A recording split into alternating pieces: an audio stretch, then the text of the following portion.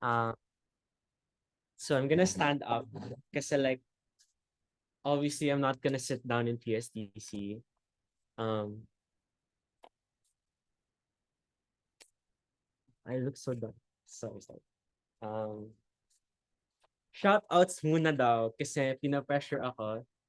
Shout out to Adzu specifically. Sige, I'm gonna be specific na lang. Naim, OJ, Kyle, Abed, Denver, Antoinette, Juris, Dale, and Jaden.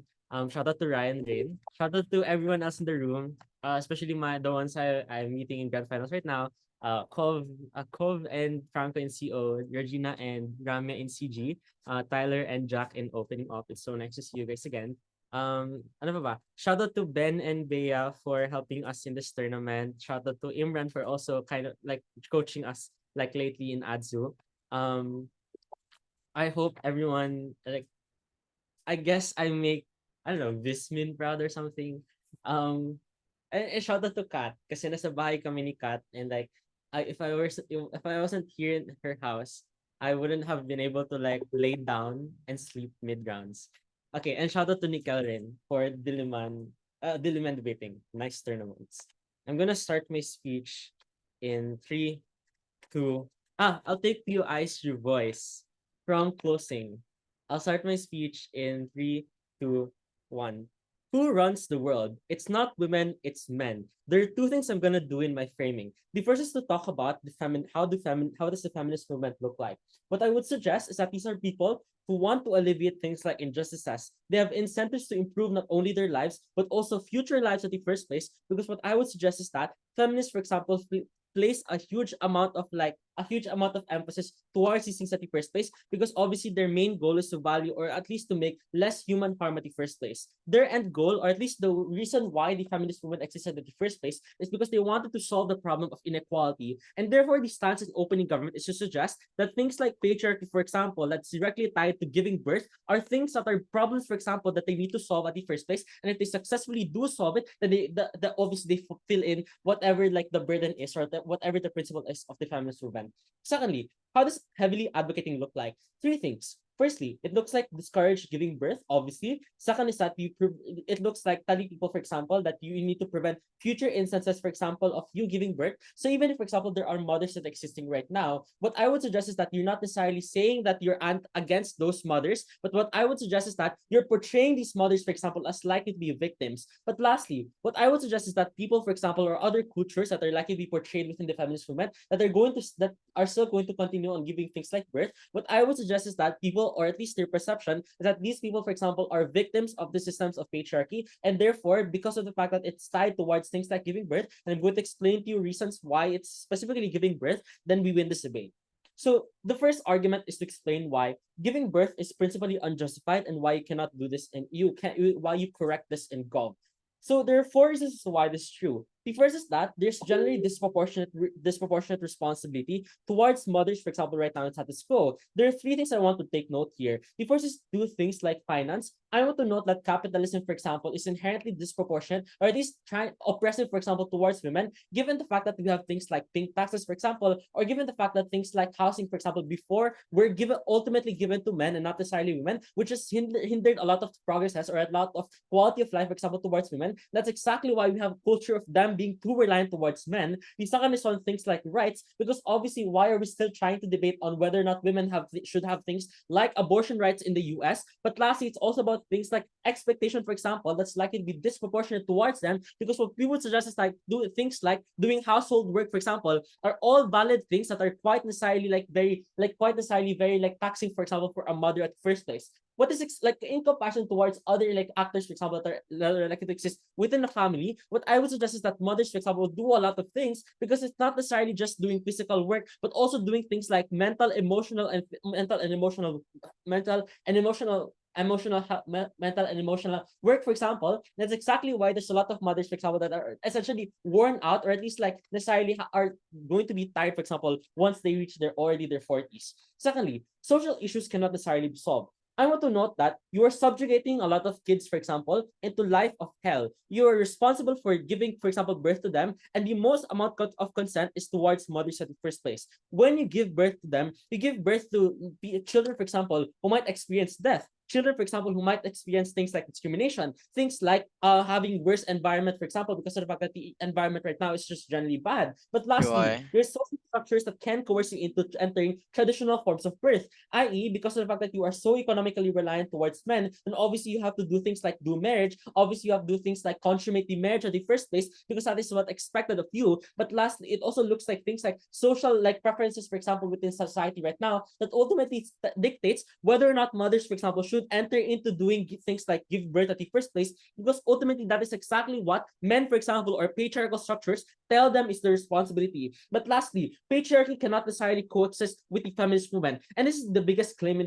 This is most important because I want to note that the prerequisite for like patriarchy, for example, is the one that caused a lot of things like societal expectation because of things like over reliance on men, or because of the fact that these social structures are disproportionate towards men. And the reason why this is important, because like important, for example, that they cannot necessarily coexist with the feminist movement, for example, is because of the fact that the feminist movement's aim is to make sure that you have less inequality in the first place. What I would suggest is that patriarchy is inequality itself. Why is rejecting better? Three things. Firstly, you go against things like patriarchal values that are inherently on doing things like making sure it's disproportionate, or at least inherent towards things like human race, for example, or at least the way that patriarchy works is that these are things that are like the problems, for example, of that patriarchy has is universal to all women. So irregardless, for example, if you are within this culture, or irregardless if you consent towards cultures, for example, that hinder you or at least make it disproportionate for you, all of these things are universal problems that exist towards all women. But suddenly, this is generally no alternative. What I would suggest is that the feminist movement's approach right now entails that you work with things like patriarchal structures, which are very much bad at the first place because necessarily patriarchal structures are the epitome of inequality. At the first place, under their side of the house, when you opt into things like patriarchal structures, you opt into things like giving birth at the first place, which is just generally bad because that's the end goal of what patriarchy tells you to do. But lastly, it is just generally more inclusive and accepting of people under our side of the house. It's not that you regret, for example, mothers, but you see them, for example, as victims of patriarchy, for example,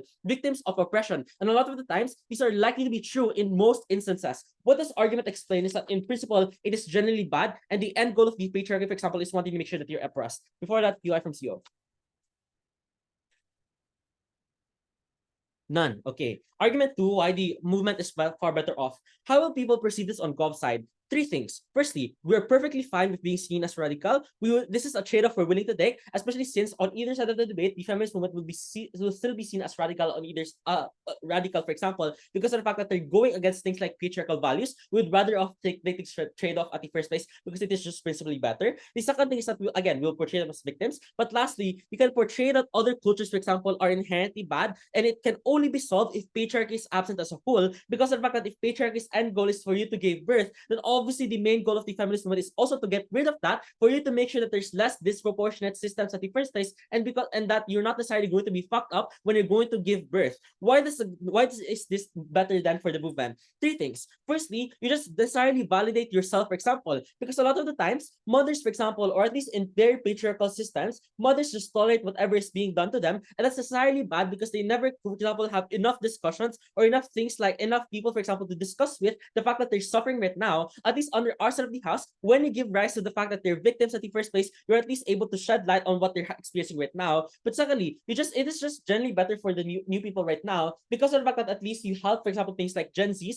from actually rejecting the idea of patriarchy, because now you reject things like birth, for example, which is obviously something that's reliant towards like which is something that the patriarchy movement uses for them to make it disproportionate towards women. Because of that, I probably propose. I mean, sorry, thank you.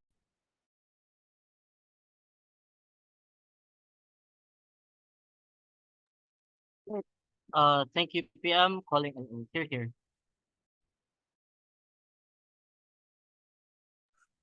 Hello, can I be heard? Yep, loud and clear. Okay.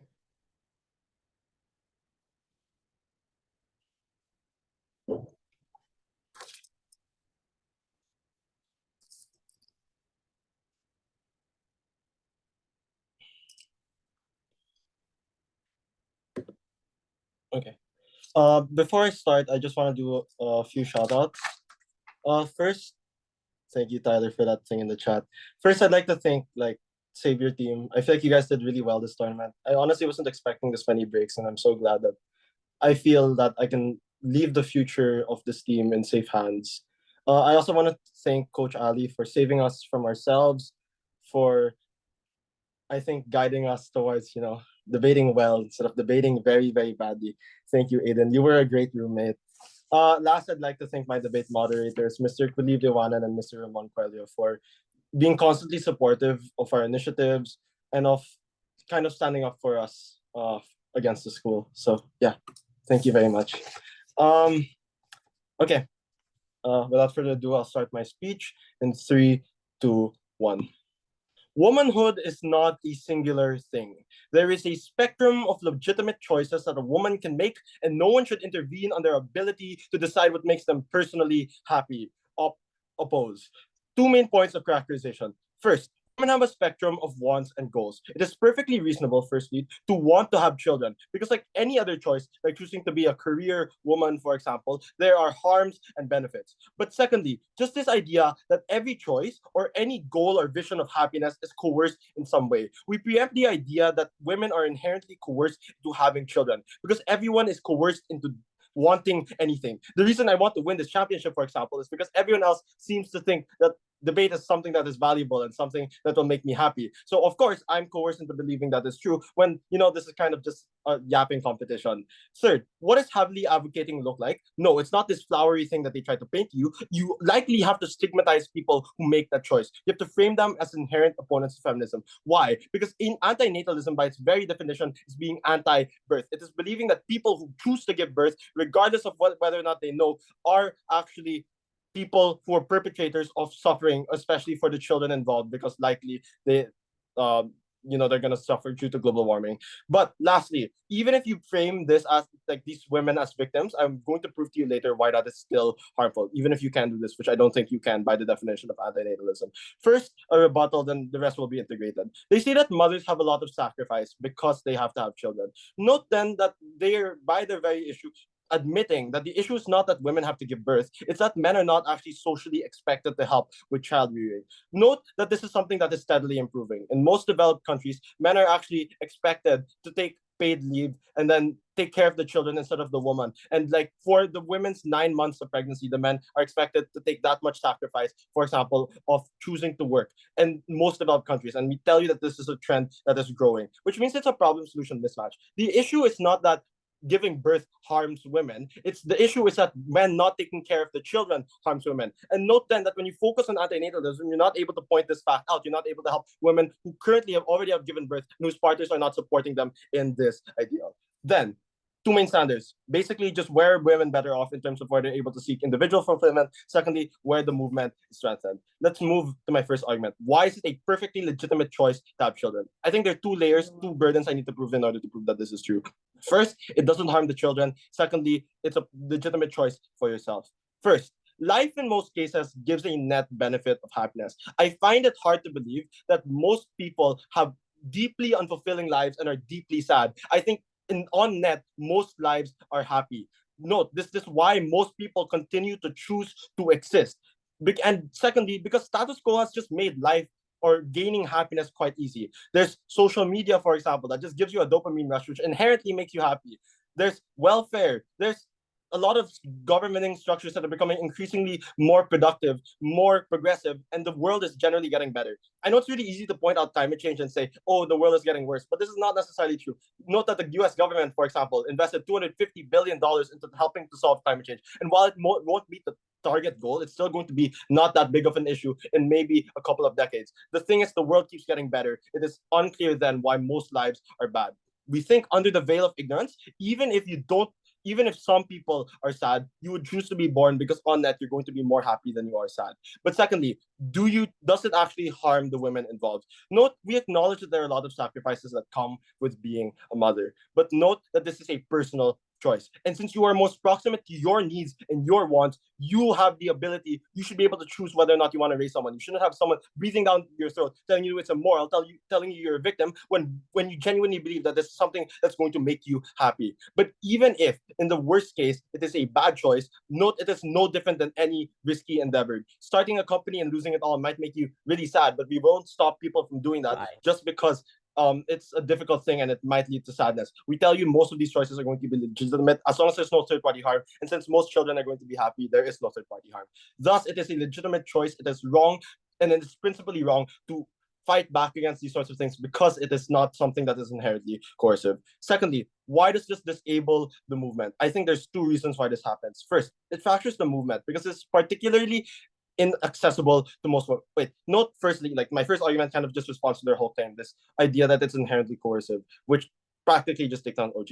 Okay, why does it fracture the movement? Because it's particularly inaccessible to most women. Note that it's inaccessible to women who want to have children, women who are forced or quote unquote forced or coerced into having children, or thirdly, women who already have children. Note that they feel alienated from the movement because they are immediately unable to participate, because they're immediately stigmatized at the moment they have children, even if in the very worst case they are actually forced or coerced literally in order to have children. Note then, you make them feel bad about something that they don't necessarily have any control over. But even if it is not stigma that is their mechanism, even if it's portraying them as victims, they do not necessarily feel like victims. And I would argue that most women who have children do not feel like victims for having children. Ask your mother if they are a victim. They will say no because you are worth it. That's just a reminder that you are worth it, you know. But like in the end, it is really important that we recognize that some women genuinely believe that this is an important choice, and it's a choice that has actually made them happy. It's not like having a child will inherently make you a sad person, and you bring these people away from the movement. You make them less likely to support your policies. You're going to make them less likely to vote for you in elections.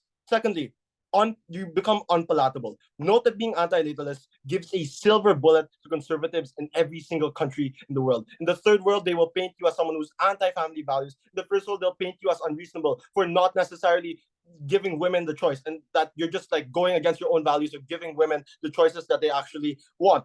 Although yes, obviously they might hate you either way because they still have the incentive to fight you. The difference between this and other attacks such as abortion, for example, is that moderates are far more likely to buy into these attacks because anti-natalism is so far off the chart of being liberal that it doesn't necessarily, like most people don't necessarily agree with it. Well, things like abortion are actually a more middling issue that everyone, or that 80% of the US population, for example, believes that women should be able to get abortions. Note then that it is quite easy for people to buy into it when you don't actually have these, when you don't actually buy into the feminist movement, when you don't have anti-natalism, when instead you have this, like, let's say, counter narrative that men should actually be having a more active role in taking care of the children. I think that nobody should have to think or have to believe that their mother is a victim for making a choice to born them. And we tell you that no one should be told what to do with their body. No woman should have to do that. I am very, very, very proud to oppose. Thank you.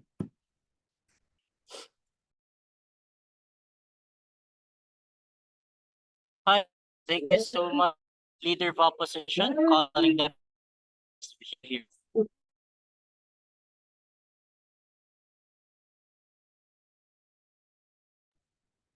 Hello. On na mic mo. Yeah. Can I be heard? Yes, loud and clear. Okay. Shout out to Adrian for the hard carry. Love.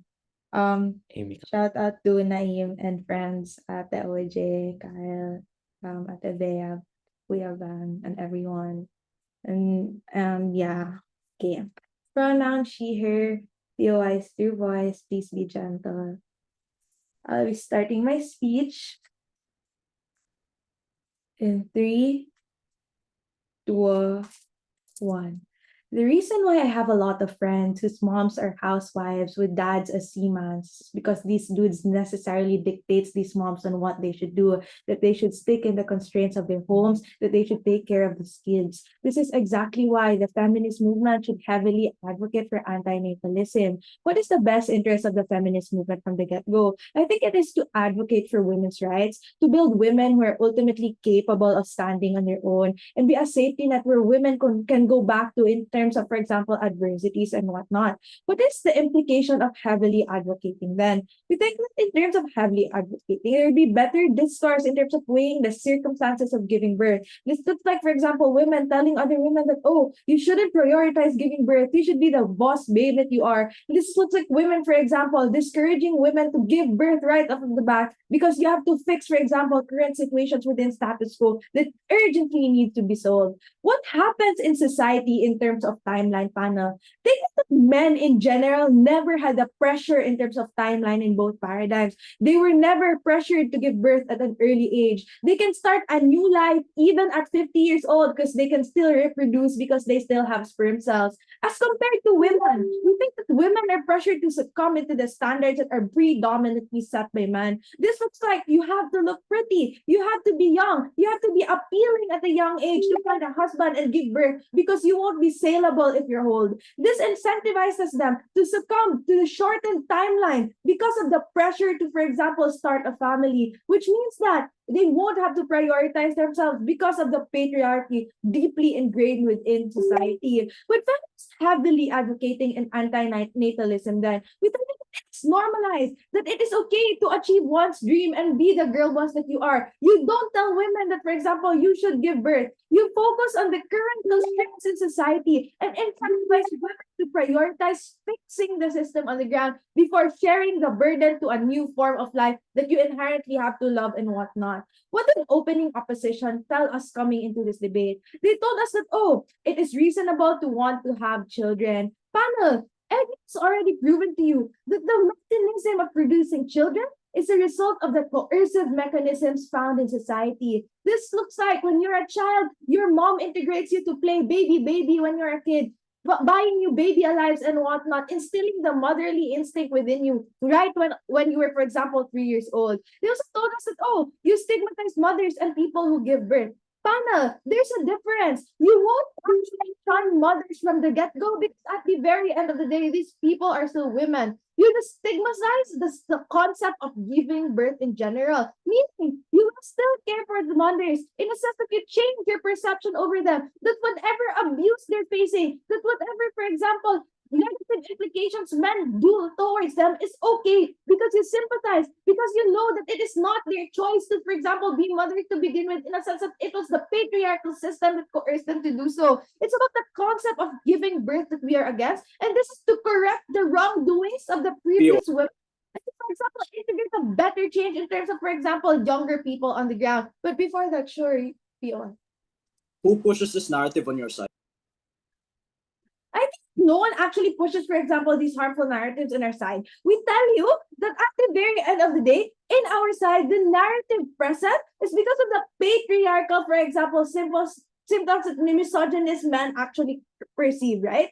They also told us that, oh, being a mother is an actual legitimate choice of happiness. As much as I believe that I am my mom's blessing, we tell you that happiness is implanted to you as a person. It is a cycle, and this is actually harmful because it will be a repetitive experience for women on the ground. The thought of being fulfilled because of giving birth is simply instilled to you by the patriarchy because everyone actually expects you to be a mom. Everyone actually, for example, I don't know, expects you to actually deliver and give birth to a child in like the real world. Even if there is a narrative, it is just generally opposed to far better by women. In our side, you're still being complicit with it. Panel, we tell you that no, it will not shift the perception of women to other mother being victims instead of being heroes. What do we mean by this? You won't, in a paradigm, these moms wouldn't, for example, be put in so much pressure or whatnot. Instead, they will be, for example, viewed as, for example, victims of the patriarchal abuse present in society, which is better because reforms for those who are abused are more exacerbated on their outside.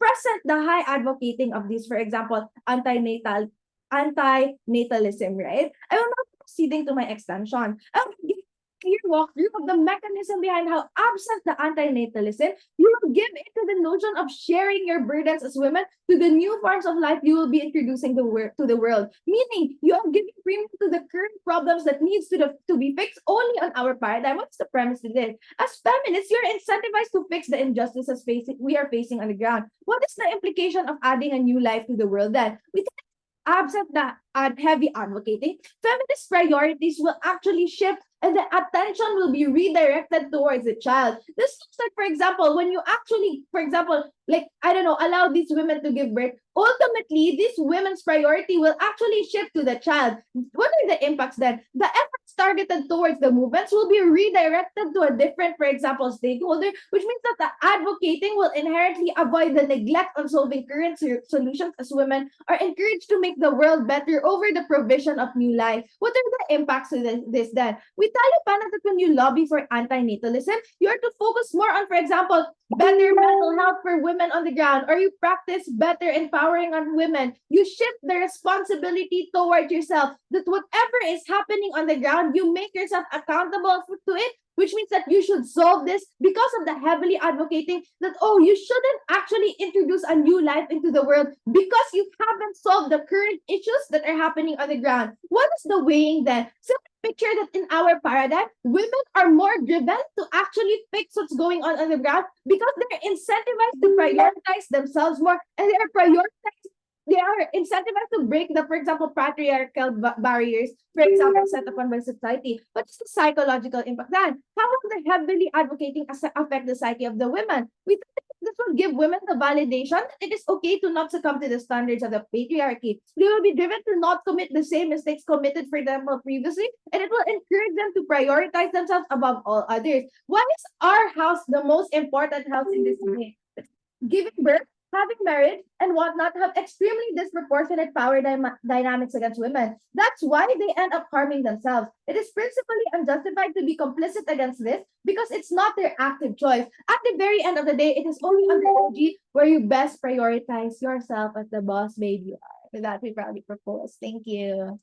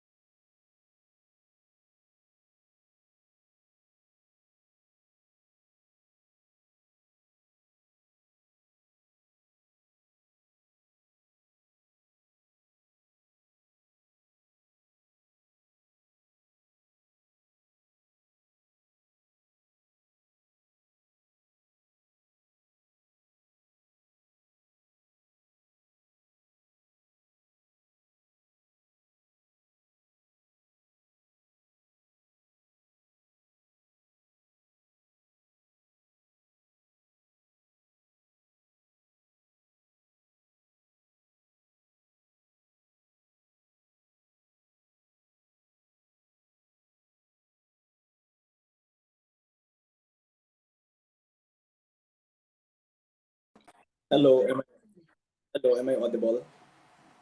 Yeah, you're audible. Right, thank you. Just give me a moment to set up my timer and my notes. Thank you.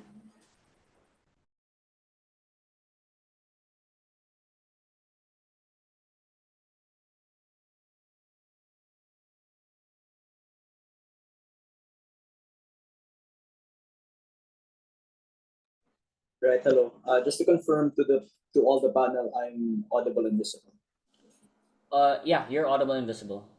Thank you. So before I start, I'll just give a few shout outs, I guess. I'll make this quick promise. First, thank you, XDT. It's insane that we had 4 out of 5 teams break in the SPCP. Especially so to our contingent, just to shout everyone out. There's Jack, obviously. There's Sean and Jacob in B. Gael Rashard C. Rafa, Greg D. Julio Matthias E. I'm so proud of all of you. Can't wait to see how everyone does in PSDC. Second, to the people in this round, especially because like all of you are my debate idols. To Kat and Aiden in OG, to Reggie, Ramya, CG, to Franco and Kov in CO. To the people who helped me get here in the first place, to Worlds, so that's Mika, Kim, Lexi, Andre, and then Sophia, Leia, Josh, and Kelvin. Thank you for all of the hard times that you made me go through to get here. For UN cross training, sorry, too many of you to name, but to the ones that stick out, to Mary, Patrice, Janelle, Leia, sino pa? Sorry, Kel, Jag, Ashley, yeah, and the rest. Sorry. So sorry if I did mention you.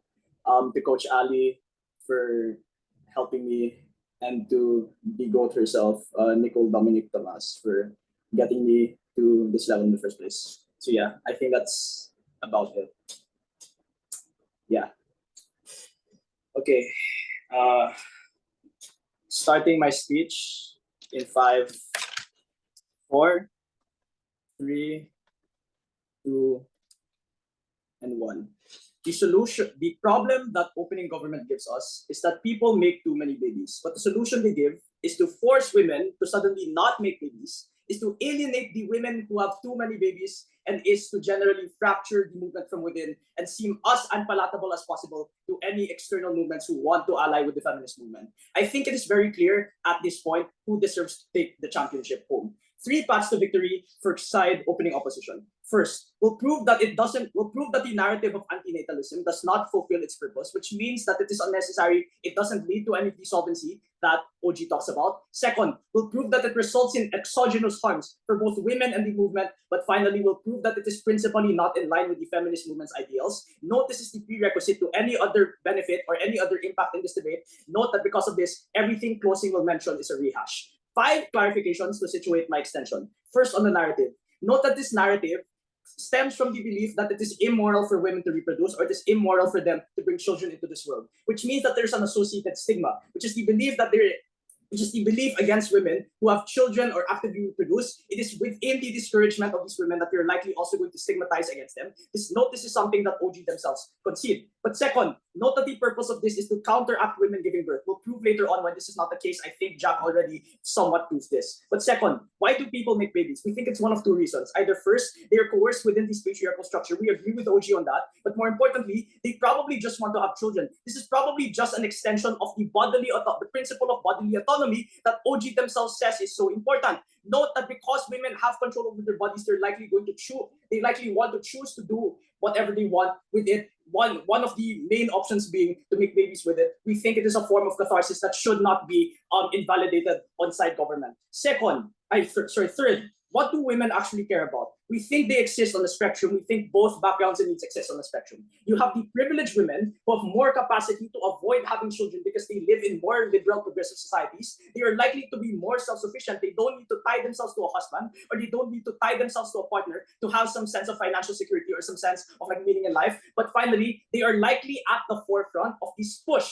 because they have the capacity to collectivize. They are likely the women who are most likely to be anti-natalists. It is because they have the privilege to opt out in the first place that it is likely these people who are going to be at the forefront of this push on side government. But second, on the other half, you have the marginalized women who have less capacity to avoid coercion, who are most likely have the most babies anyway, who will likely see this as an abandonment of the feminist principles, who will also likely see this as elitists coming from the privileged women who push for this narrative on Gov's side of the house. We think it is the same story for the feminist movement. It is segmented into different backgrounds, into different levels of economic status, into different levels of social background. But universally, that they want to make sure that all women's choices are respected. Note this is the underlying principle which has led to things like the pro-choice movement in respect to abortion. It is because of this belief that the strength of womanhood comes from the diversity of background and thought. Note this is something that Jack already proves. Note this is something that neither OG speaker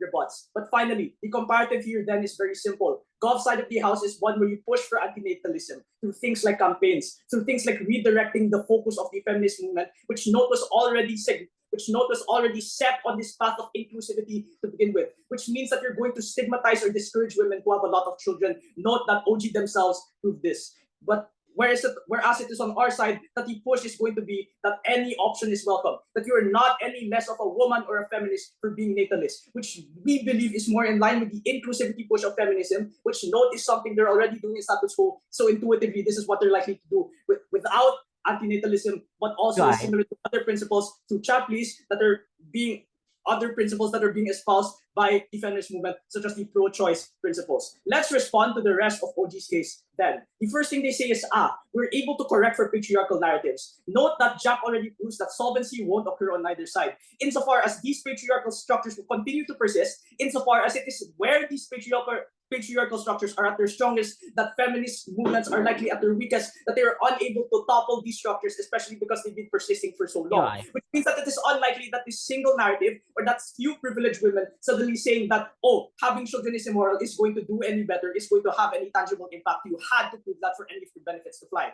But the second thing they say is, women will feel abandoned. We'll flip this. We think they feel a greater sense of abandonment on your side. Because again, some women still want to have children, some women are still actively natalist. But more importantly, that it is coming from privileged women who the vast majority of marginalized women view as being elitist, as being disconnected or out of touch with their situation on the ground. First extension then on why it is misaligned with the principle of the feminist movement, 3 layers. First, on context. Again, natalism, people will opt in regardless, but more importantly, that people within the feminist movement itself will believe in it regardless, which means that government has to deal with the fact that you're going to splinter the movement from within, that you're going to lose some level of support. But on the other hand, that the feminist movement, again, is spectrum and diverse. You have privileged women who are likely going to be campaigning for these things on their side because they have the greatest capacity to do so. You have the marginalized women who are likely the ones that they're trying to help outside government. But more importantly, that we think this push in status quo is likely sufficient already. The fact that all choices are valid, that all women, regardless of background or belief, can be feminist, can have the choice of what to do with their bodies or not. So second then, on mechanisms, what is inherent to the push on their side of the house? We think it is 2 things. First, alienating women who have babies or want to have babies, insofar as it is invalidating a very much legitimate choice, as Jack already proves. But second, that it is going to be pushed by privileged women, that there's going to be some sense of perception of elitism among marginalized women because they will believe that, these women are not representative of my situation because they don't have the same background of me. They're stigmatizing me even though I have no say in this. But second, it's the fact that there's a disconnection with the situation of marginalized women, which means that you're going to have a significant portion of your movement who are actively hostile against one another. So, but finally, on the feminist movement, that you're reliant on cohesion around the central narrative, that again, you need these bases of support to get things like legislation, to get things like mass support. So we think the comparative and the impacts on our side are very clear. On Gov's side of the house, people opt out, allies opt out, and other institutions such as the state view it as inconsistent. Because again, the feminist movement in status quo is already opting on this path of inclusivity. The fact that you can do anything with your body, if you're suddenly going to pivot into such an extreme stance, which note a lot of people view as unpalatable, as Jack already proves, that it is unlikely that you're going to get any more support. You're in fact going to lose support on your side of the house. Whereas it is on our side that we're more approximate of the struggles of women on the ground, that we give women the option, that we still give these marginalized women the say, that we don't otherwise absorb the harms of viewing the feminist movement as elitist. But second, that you have a more coherent push on our side. Finally, that it is more inclusive to women and who otherwise feel disenfranchised. Note that it is only on our side that we actually benefit the most vulnerable women. We give them some sort of say. We give them some sort of leverage against their abusive relationships. For all those reasons, I think it's very clear Savior A wins this.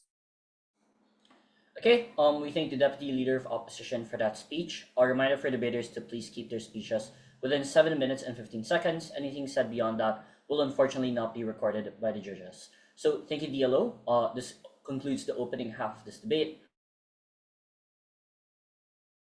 Moving on to the closing half. Sorry, does the judge having connection issues, since I heard some cutting in and out? I'm not having any connection issues. Okay, that's great. I'm gonna assume I'm audible. I'll just turn on my camera. Okay. Sorry, hello.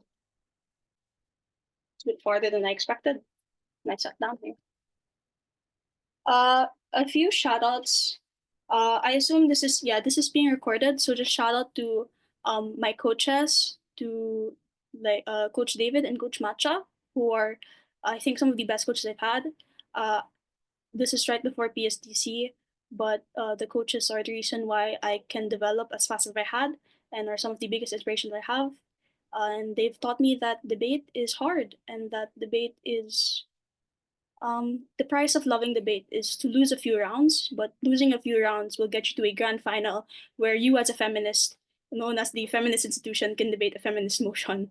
So that's great. Shout out to my institution, St. Paul College Pasig. I don't know if there are kids here, but I hope they know that I appreciate them and I'm super proud of them. And I hope that they will like my speech. Shout out as well to the UNCTGC, since this is like everyone from that GC is here and we do X-trains a lot. So this is like glorified X-training, so it's kind of funny. Yeah, and also, yeah, shout out to all these people to us as well, to the opponents here. So OG, Aiden, and Kat, OO, Jack, and Tyler, and CG, Gov, and Franco, who have been some of the good friends I've met in debate. And a shout out to debate as a whole. Debate can be fun.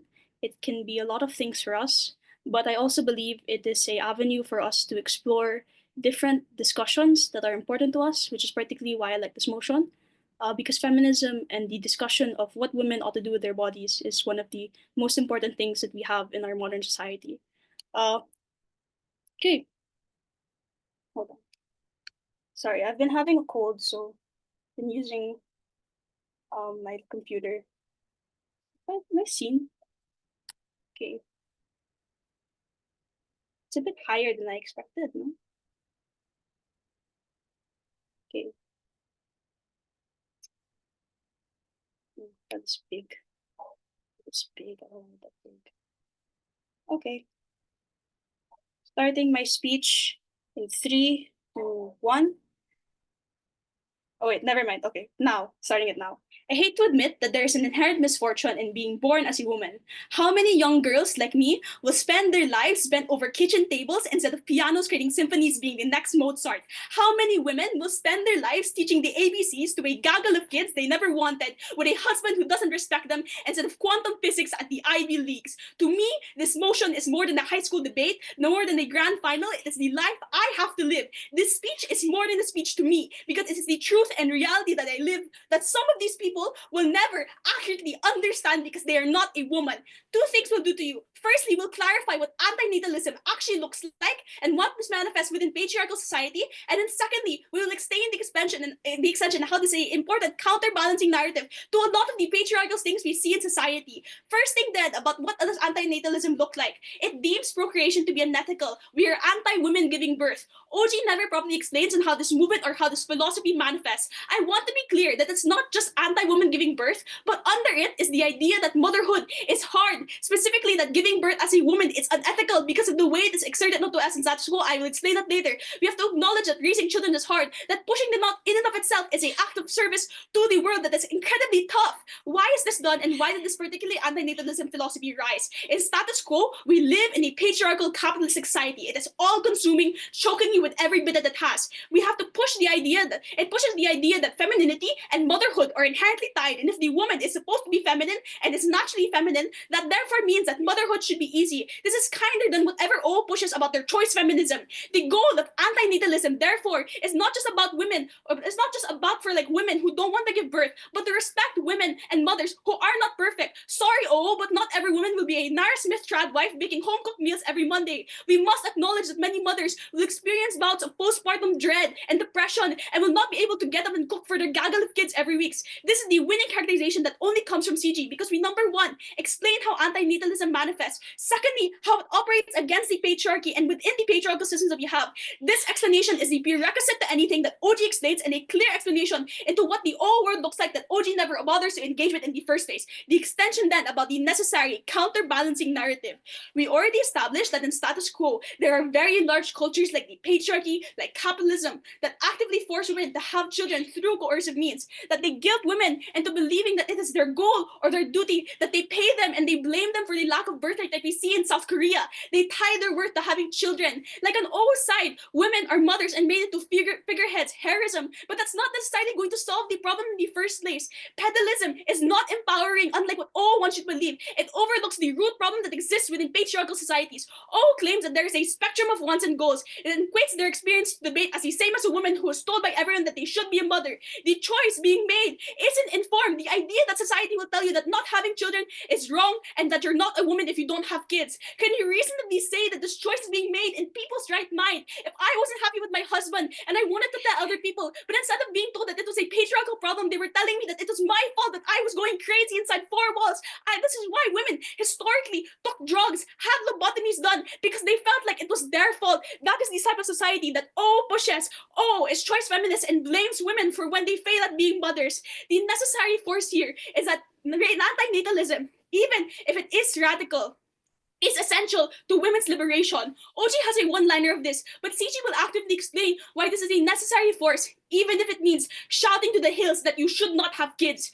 Patriarchy will shout to women and constantly tell them that this is the only way you will ever be fulfilled, that not being a mother means you have failed. Childbirth and motherhood is the most violent way women are oppressed. Commonly, most women who become mothers are reduced to that identity. You are nothing more than the children that you push out of yourself. You are unable to realize your desires, your identity. You are ultimately boxed out of who you are, asking yourself constantly within the four walls of your home, who are you? This movement is not just giving birth. It expands into things like reproductive care, like sex ed. The point at which motherhood is not valued as hard or that women are coerced into this, there is less access to abortions, to reproductive care. The important thing about anti-natalism is that it agrees that women who opt into motherhood are women who are put through the ringer by society, who have less access to things that are important. Anti-natalism is not anti-women. It is maybe extreme, but the guiding principle of anti-natalism is that women are valid in rejecting childbirth, that the roles that are often used to oppress us in the most intimate or violent ways, where our bodies are no longer ours and belong to the men that we are beholden to. When we aren't coupling up with the abortion rhetoric with anti-natalism, the advocacy for abortion becomes weak and will likely be overturned. When we do not press that honestly, giving birth within a patriarchal society is unethical, is hard. It means then that there's more likelihood for these things that are important to us, like Roe v. Wade, like sex ed, to be overturned. There are two important impacts here. Number one, it protects women who don't want to have children. It justifies their decisions. It gives them access to life-saving care. It justifies if women feel as if they were coerced. Abortion has to include anti-natalism to be effective. If we don't acknowledge that motherhood is hard and painful and rips you from the inside out, conservative narratives will continue to tell us that it isn't that bad, that like says, there is joy in childbirth, and therefore that ought to outweigh creating life inside of you for 9 months of dealing with postpartum depression and trying not to cry every night because this isn't the life that you wanted. Secondly, it protects women who do want to be mothers. Has no actual comparative about how they actively protect women. She just says that they'll portray women as victims. CG tells you what realistically will happen. Absent the propaganda, the large patriarchal culture would go unchallenged. At best, what does is glorify mothers and never acknowledges any of the struggles they actually face, where you have no control over yourself, no maternity leave, you're not paid for the work you do as yourself as a woman. Denies the pain and hard work that it takes to have children. They talk about the minorities who are forced into having tens of children and making respect to their choice their battle cry. What they don't do is make structures like sex ed, abortion clinics, childcare systems, paid maternity leave that makes their lives easier, because they just say that you should respect their choice. Is the one who is elitist, because only so few women can access these things if we do not make them accessible. Unlike what says, alienation is more likely to happen on their side when the hard work of mothers, of the amount of effort that it takes to raise a child, is not appreciated, when we allow the patriarchy to continue to scream in women's ears. Claims that we don't help women who are conservative and believe in these ideals. Be so for real. I don't care if it's unpalatable. It is true, and the only way we can actually have liberation. Not catering to conservative women is fine. They benefit either way. Patriarchal systems will always protect them, but we care about the most vulnerable who are hurt on either side, the women who need reproductive care. OG explains that this is aligned with the ideas of feminism, but we explain the more important idea that it's essential to liberation to happen. The point at which we do not meet the aggressive conservative sentiment with our own equally aggressive pushback, we will fail. Thousands and thousands of women, and by extension CO, have to deal with the fact that the types of narratives they battle is what allows the feminist movement to fail women in the first place. Proud to propose.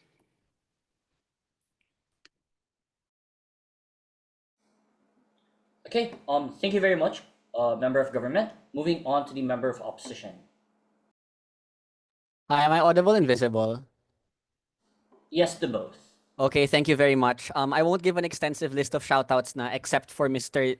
David Mencias because he specifically requested. He also requested I shout out the UP Fighting Maroons in Game 3 today. I am personally also a UP fan even though I don't follow the UAAP. So good luck to them and I hope they win. Sorry for all the non-UPD fans here, but this is Diliman debating. The only other shoutout I will give is literally to every other team in this tournament. Because not team like in the, of course in this tournament, but also in this final because I think it was so funny that like the teams are in this tournament are all part of the same cross-training server called United Nations Cross-Train, and we have literally seen this exact matchup happen like in different iterations so many times before. So for it to be in a final in a real motion, especially given how much we meme about SPCP being like the iconic feminist team, and how like the other teams are the exact opposite, aka Pisay. Sorry, Kov, but yeah, it's just really fun. Okay, give me a second. POIs through voice. Encouraging. Yes, I know you won one. Okay, it's fine. Encouraging one from CG. Yeah, voice. Speech will start in 3, 2, 1. CO will talk about Africa. 2 points of setup. Firstly, why some women cannot opt out of marriage on either side. I think 2 reasons. First is that there's internal cognitive dissonance between the women and their communities. E.g., they feel internally guilty about not wanting to be a mother because their own mother was looking forward to it. They feel internally guilty about speaking up against their husband because their fellow housewives are happy anyway. This is a psychological condition that is very, very hard to escape. But secondly, the simple reason that institutions forcing these narratives and forcing the culture on marriage are very, very ingrained. So for example, religion still influences marriage qualifications, we still have male politicians, etc. The conclusion to this is simple, coming from CO's path to victory. If marriage happens on either side, whoever wins the pragmatic is whoever can directly affect 2 things. Firstly, the institutions like the church that are determining marriage dynamics, and secondly, the coping ability of women who are forced into marriages anyway. I want to make 2 clarifications. Firstly to CG, I think that men can recognize that marriage is hard on either side. The delta of this debate is whether feminists will reject this sympathy or work together with it. But over OO, I would say that both of our extensions will weigh over OO because they're reliant on this very machismo idea that many women choose childbirth. We have a much more considerate understanding of women, and we will prove that this benefits women in marriage even if they did not want to get married. 2 extensions then. Firstly, I think this reformation causes a reformation of marriages that are already doomed to exist anyway for one broad reason, which is that I think collaborative equality movements between men and women, like Emma Watson's He for She movement, which donated billions of dollars to the United Nations, emphasize the contribution women give in making husbands happy that husbands takes for granted. This is an actual pragmatic change because it influences legislature and cultural norms around marriage insofar as many men policymakers begin to see just how reliant their happiness is on women. So men now see how hard their wife works to make sure they have less to stress about after work. They now see how much women actually contribute to the economy when they're able to give birth and take care of the kids. But note, this also influences empowerment among the married women themselves insofar as they don't feel the cognitive dissonance and guilt of going against their husbands. E.g., this is where we allow have cultural norms that allow women to demand fair financial settlements or make them feel more comfortable speaking up in a marriage when they don't want to dissolve the marriage entirely. So maybe women will still be under a church on both sides, but only on our side can they form a church women's group that they can talk about how to be happy with their husbands to the best of their ability if they cannot escape on either side. The comparative here is one where, note, government always will see women as rebellious. They will always be labeled as B-words and threats to the marriage marriage happiness that men care about. Note, Chair, this is a narrative that is reinforced by things like the 4B movement in South Korea, because this is the tipping point for the opposite impact, where the legislature and the lawmakers and the religious narratives are now aimed at things like discipline and silencing housewives, e.g. being more lenient on domestic abuse definitions or having laws that stop them from leaving the house unsupervised. It is the tipping point when these men don't recognize the value of women in their marriages that they begin to be way more harsh and way more oppressive than they already are. But the second extension I think is really, really cool, which is I want to talk about the importance of validating cultures that do champion childbirth, e.g. rural tribes in Africa. I would note, OO just says that women can choose trad values, but I think they don't prove the amount of women that do. And I think that's a fair call out from CG. We will explain why the most disprivileged women in the East are likely to choose trad values. I think that's true for 3 broad reasons. I think firstly, women in these tribes, in these Eastern societies, should be allowed to take pride in leaving behind a legacy. And the specific reason for that is that in these specific traditional cultures, women were historically denied legacies through men being recognized as the sole icon of the family, e.g. warriors or breadwinners. This is especially true for post-colonial states. For example, having 200 different male katipuneros but only knowing Gabriela Silang as the woman of the revolution. This is especially important to these specific communities of women because cultural values and nationalism are largely celebrated in Asia and in the East. The comparative on CO is one where women are also seen as champions of the family or the clan, that they have an inherent right to claim the same benefits that men claimed historically because this is what was culturally valued by everybody. The comparative is one where the Western liberal feminist movement tells them that this legacy is not a valid form of happiness, no matter how ingrained it is into their society. The second reason why we think this is legitimate is because the feminist movement should recognize and already does recognize the diversity of womanhood in status quo to correct for how westernized the movement has become. E.g., within the West, we have distinctions of celebrations between lipstick lesbians, between masculine women, and between girl boss women. And yet, the dominant feminist movement has no conception of African American women wanting to birth children as a testament to their resistance to white supremacy. These are things that are not validated and recognized at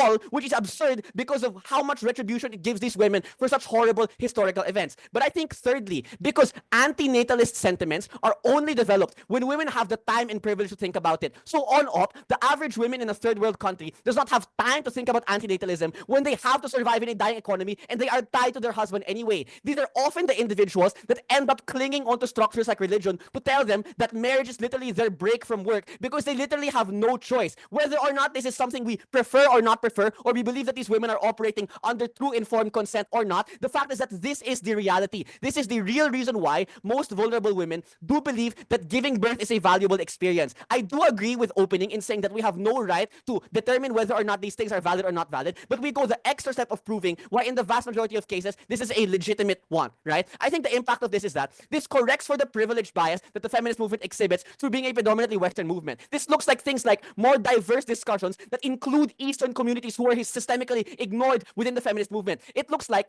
less harmful narratives against Eastern women that tell them that they are operating under false consciousness. I want to weigh this very importantly. Let's weigh the women in the Eastern communities versus the vast majority of women globally. I think firstly, on the duties of the feminist movement, only the most privileged women can benefit from the principle on OG or the out of time. I'm so sorry. But e.g., it is only the women who are in liberal enough societies that can actually join the 4B movement without significant harm because at minimum they can provide for themselves and 3 meals a day. Eastern women are barred by things like cultural pressures, barred by things like psychological bias and cognitive dissonance that either they cannot escape from or because of legitimate legacy and cultural based values that they have been brought up to value, they want to validate. So we think that if they're on the comparative then, we think that if there are communities that need to oppose marriage, e.g. women in developed liberal democracies, I think they are far more proximate to dominant feminist narratives already. There are far more support structures in these societies and they have comparatively more freedom than women in rural neighborhoods in India. So as much as I want to and absolutely love CG's advocacy, there is evil in this world and only CO can cope with that evil.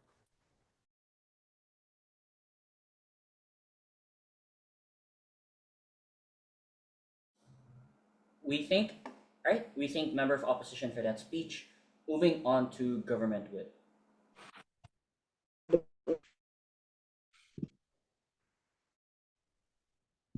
Hello. Yes, I can hear you.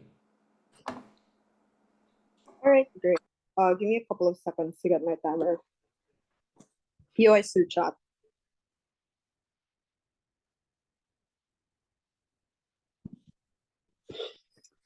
Speech starts in 3, 2, 1, go. The moment that the feminist movement believes in the world that CG creates, wherein women are always just going to have no choice but to put their head down and accept marriage and accept motherhood, despite how oppressive it is one where the feminist movement will die.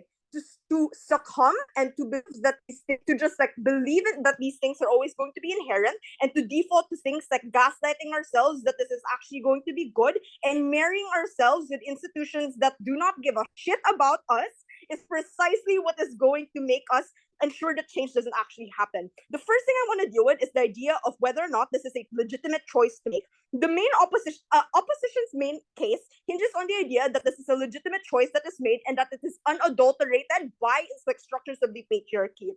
Firstly, we say that women are coerced and socially conditioned to take on the burden to be mothers.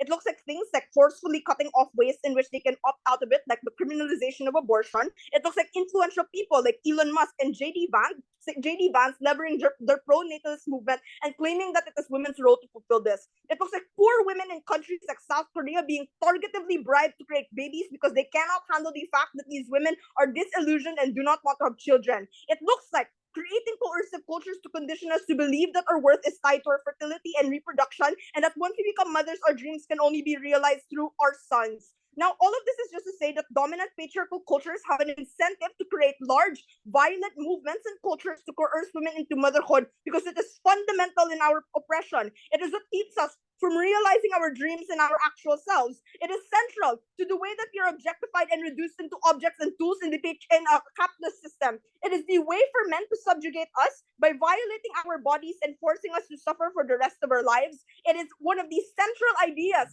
as to why we discriminate onto lesbian women precisely because they've already opted out of this by virtue of their identity. What this means in the round is that this choice is not unadulterated by patriarchal interests, and so often motherhood is specifically constructed in such a way that it is oppressive. And so this anti-natalism sentiment is the necessary counterbalance and reaction to the comparative coercion that exists on opposition side that is far more violent and killing. So it's not just that it is principally aligned with the feminist ideals to be anti-natalist.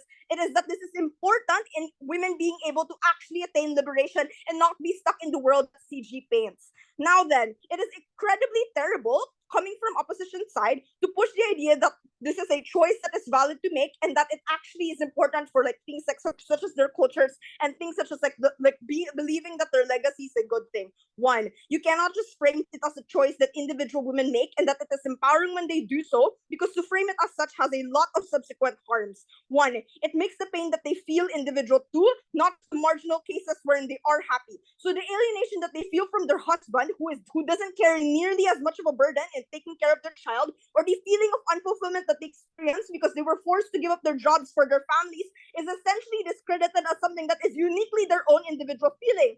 This is the case of choice feminism. It is absent of understanding how our individual choices are shaped by the societal structures that create roles for us to fulfill and cultures as ways to want to fulfill it, only for the feminist movement to be like, well, that was your choice, now feel empowered in your agency. Note that this responds to CEO's idea of like how on our side we create cognitive dissonance within these women's minds. Note that there is already a natural cognitive dissonance that exists on their side. It is the fact that within their marriages and within being a mother, they literally feel unfulfilled in a role because it is designed to oppress us. There is no marrying of our liberation and marriage unless they can argue that we live in a post-feminist world. What happens on their side is that women gaslight themselves into believing that actually does feel good. This is bad because when they say that there are women who can't choose anyway, I think it's a very terrible world to create wherein they are actually unable to exit out of these conditions. They have to engage with the idea that these conditions often are bad and the only thing that changes is their mindset. We tell you the problem on their side is when we go with this thing on like gaslighting and just supporting each other, making ourselves believe and trying to marry like things that are unmarryable. What happens is that you rid the patriarchy of blame for the suffering that these women were made to face destined in motherhood. So you believe that every choice they make to be unadulterated, so they cannot win on things like women feeling liberated because they don't actually do things that have effective change because they're unwilling to undermine a largely inherently patriarchal institution. The idea that this is not going to be possible, that women just have to accept marriage is going to be a fundamentally oppressive thing that will always exist in their lives and generations to come is wrong, because we've seen that multiple attempts to be able to combat this or a fight for liberation is something that is worth it and that can happen. We tell you that on their side, they make their pain personal instead of political, which doesn't solve the systemic problem that is the root of women's women's oppressions. And it is worse because they enable the very institutions that kill them. Now, the last thing that I want to talk about is just the idea of alienating other women. I just want to flag a response to CO. To CO. I don't give a shit about validating any cultures that are built on the ideas that oppress women. It is not a Western thing to believe that women should be free from oppressive cultures. In fact, so many women of color experience like experience oppression to the most violent levels through motherhood and through these marriages. What happens on their side is that they have a small minority of individuals. They talk about how you have a small minority of individuals who will blame like Western women for their culture if you 100% view it as something that you should do and no one should stop you. What happens is that they fail to engage with the essential weighing that comes from MG about what about the women who don't want to have children. We tell you that criticizing the way that we are conditioned to accept the violation of our bodies, to take on all the demeaning sacrifices of putting our lives on hold is not an injustice to women. Note that a lot of women do actually feel disempowered within their marriages, not by coincidence. That's why when non-trad roles open up, women often flock to them. That's why the 4B movement is on the rise right now, because it resonates a lot to what women feel within what women feel or what women have gone through. So for the feminist movement to validate the pain that they do feel and make it seem like an individual feeling is even worse and has skewed the movement from the inside. What about the women who are happy within motherhood, which is a question that they posit? One, these exceptions cannot trump over a structural analysis of how marriage was made specifically to subjugate women. I'd say that it's okay even if we don't include or resonate all women, because at least we achieve a larger, more impactful goal for the movement, which is that one, we undermine the very cultures and institutions that do not care for us and will do everything in their power to ensure that we don't have control over our bodies. But two, we protect most number of women, but also the most vulnerable women who are unhappy because who are unhappy. We tell you that those who are happy in motherhood aren't nearly as socially punished, and they have a structure validating their choice already. Comparatively, we are able to do things like what Reggie says, like do things like push forward sex education for contraceptives, things like being able to ensure they have access to abortion and not feel like morally burdened to, or like not feel like they are a bad person. But it's also the fact that we are able to better advocate for women who do feel terrible or who do feel alienated within their marriages or as mothers. For all these reasons, the win has to go to CG. Thanks.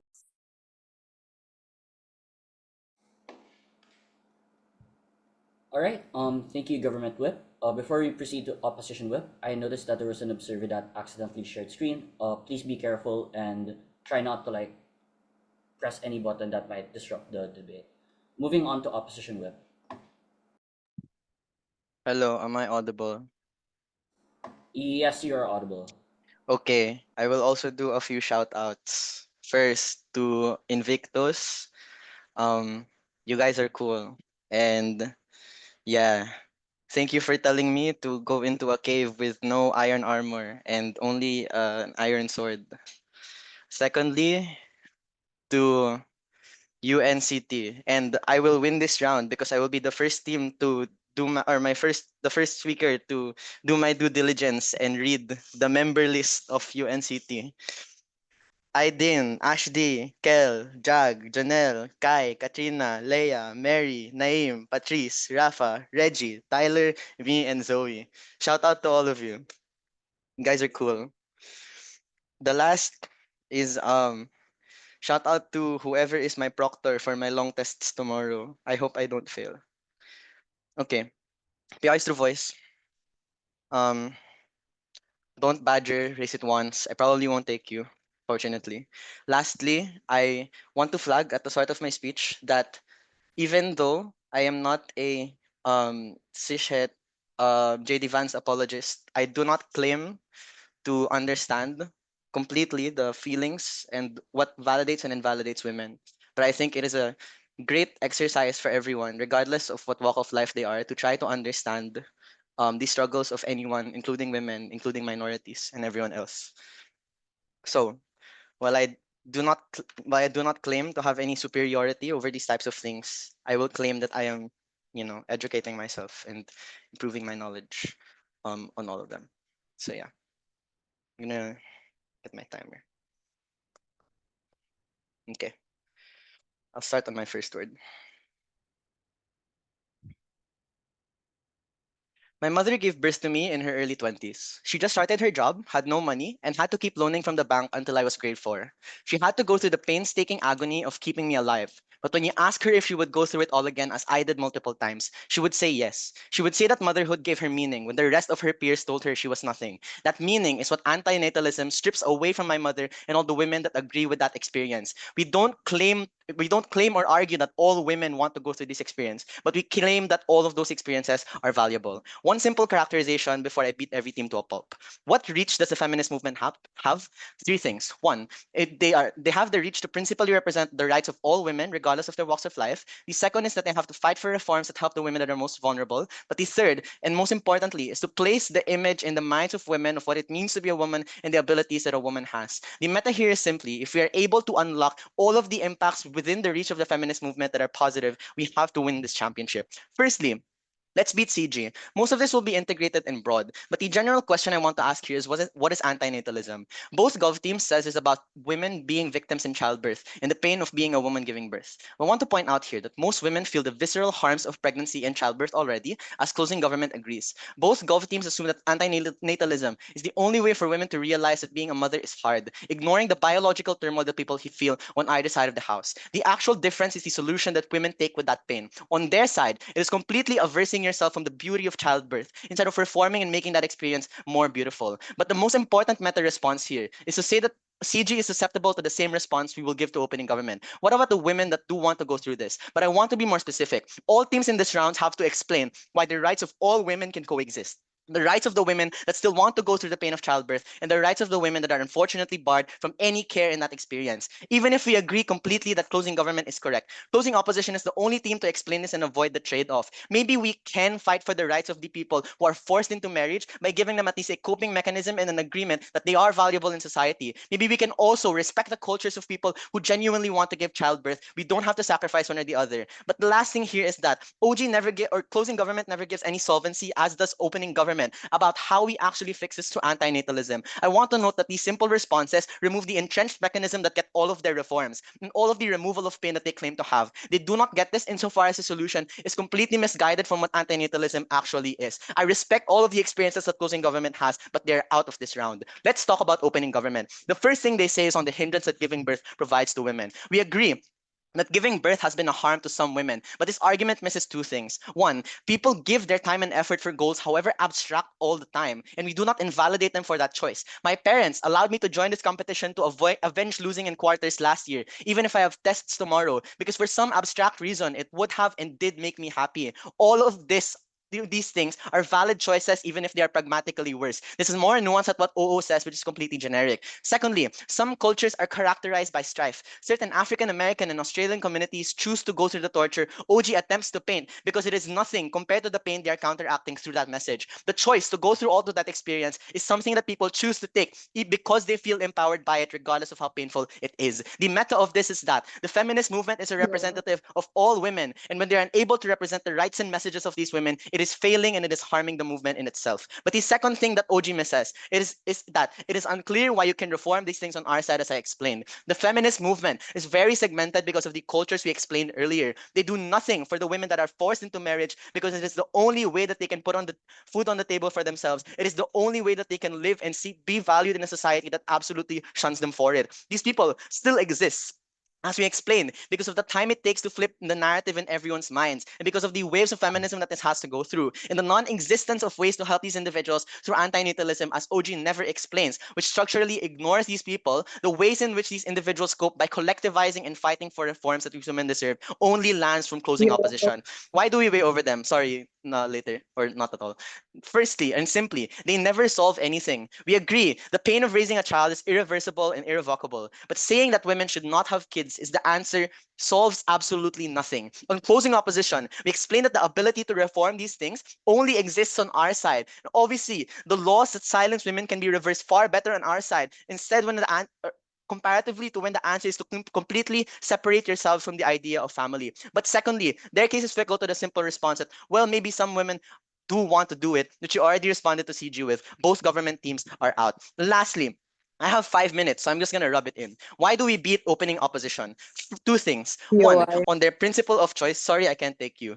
Their principle is absolutely generic, and we are the ones that specifically explain in our second extension the types of individuals that should be valued on our side. They only explain that women should have a choice over their body, which is susceptible to the easy response that closing government gives that, well, women are representing women. It's not like men are being anti-natalist, but also the fact that choice feminism is in itself flawed. CO is the only one to explain that the feminist movement would be bastardizing other communities of women through these advocacies. Not just the women that are coerced into doing these things, but the women who genuinely feel like they're empowered in doing so. The communities that are the most vulnerable, because maybe it is not the ideal thing for them to have those children, but because it is their reality, and a reality that we cannot take away from them. But secondly, sorry, I can't take you. Secondly, on the pragmatic, there's just a very fickle sense of solvency on opening opposition. They say women will be called out for being rebellious, to which we obviously agree. The problem is that they never explain what happens on the comparative. They never explain that individuals, even when they are locked into marriages, are able to empower themselves to that pocket of femininity that they agree is fit for them through being a good wife and parent to their kid, to give birth to a child that can be a great contributor one day and that they can be proud of.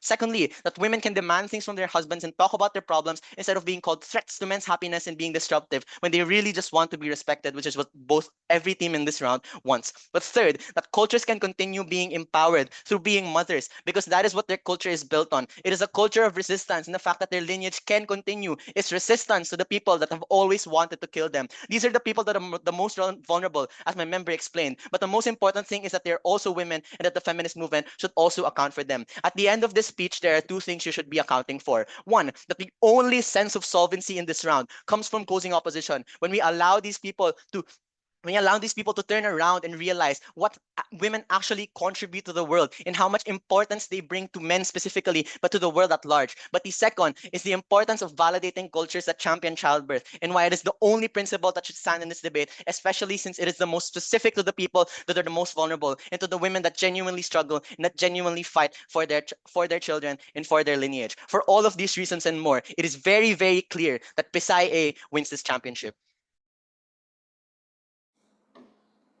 Okay, thank you very much, Opposition Whip. Thank you to all the debaters for what is a wonderful